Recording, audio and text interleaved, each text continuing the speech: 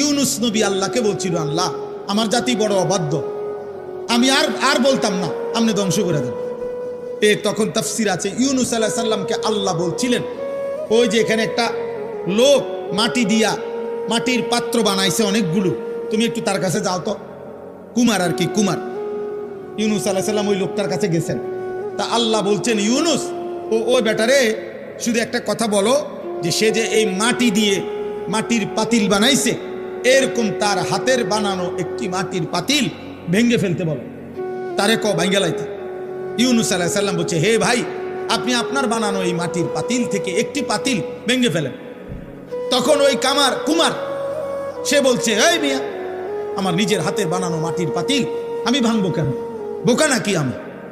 কেন ভাঙবো? এত যত্ন করে আমি বানাইছি। আল্লাহর কসম, ইউনুস আলাইহিস সালামকে আল্লাহ তাআলা তখন ডাক দিয়ে বললেন, ইউনুস, মাটির পাতিল যে বানায়, এমন এক মানুষ যদি এক সাধারণ মাটির পাতিল নিজের হাতে বানানো ভাঙতে না চায়, আমি যারে মায়ের পেটে 9 মাস রেখে নিজের হাতে সাজাইছিলাম, আমার দেওয়া চোখ নাক কান দিয়ে আমি বানাইছি যারে, আমার সেই বান্দাকে আমি কেমনে জাহান্নাম দিই?